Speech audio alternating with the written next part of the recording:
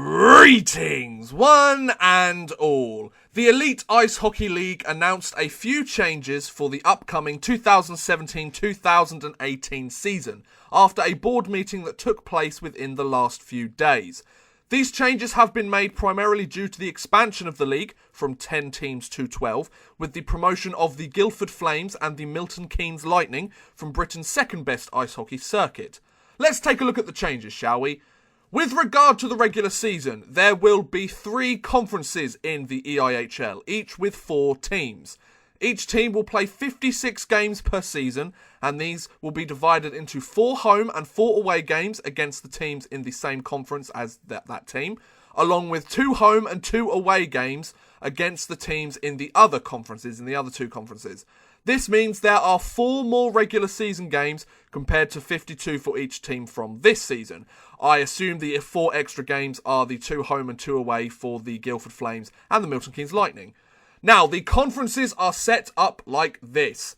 In Conference 1, we have the Braehead Clan, the Dundee Stars, the Edinburgh Capitals, and the Fife Flyers. So this is the Scottish Conference. It makes complete sense to have all the Scottish teams play each other in the conference, and it includes a nice mix of teams who placed all over the standings this past season. Edinburgh, of course, finished last in the league standings.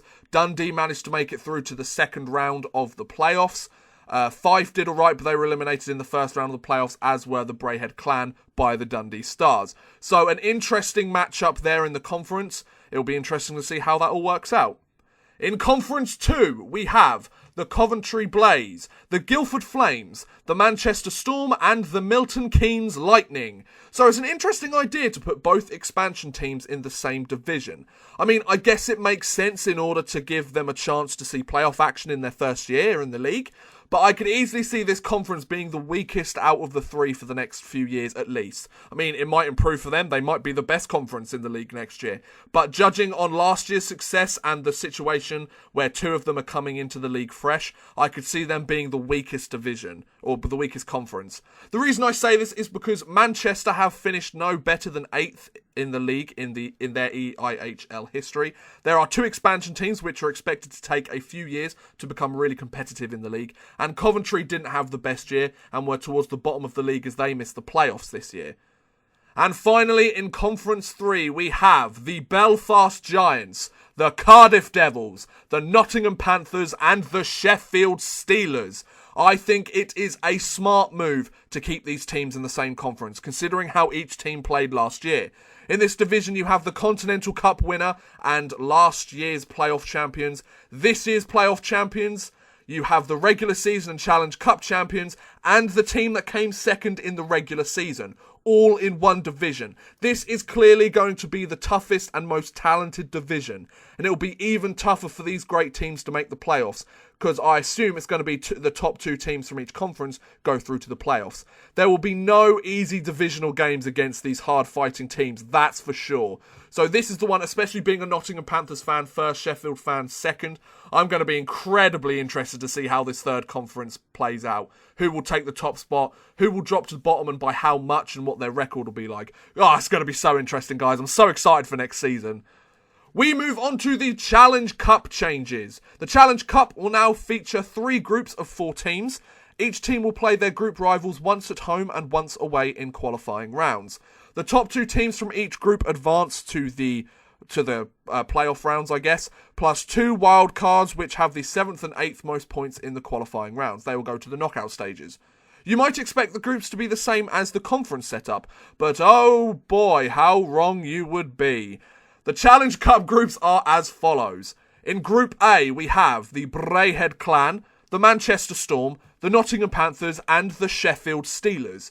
Sheffield and Nottingham, I think, will likely dominate this group as they both have great experience of winning titles, especially in the last few years, and they are the better teams overall at the moment in this group.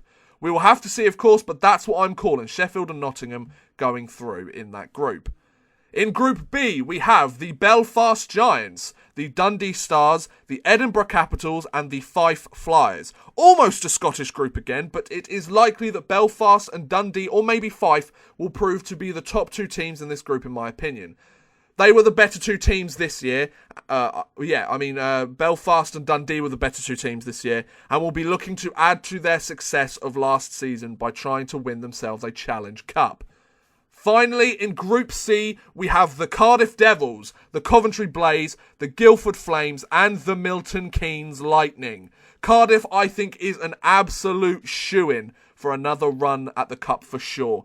But I think the second spot is up for grabs for any of the remaining three teams. Of course, there are two expansion teams with little to no EIHL experience, but anything can happen.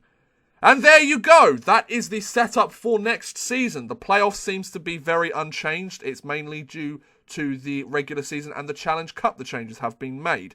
What do you think about these changes? Do you think they're good, bad, or you're not quite sure yet, or you don't even follow the league? Let me know in the comments below. I would love to hear what you guys think. But thank you very much for watching, guys. I hope you have enjoyed. Please feel free to like, subscribe, share, or watch some of my other videos. Thank you very much for watching, and goodbye.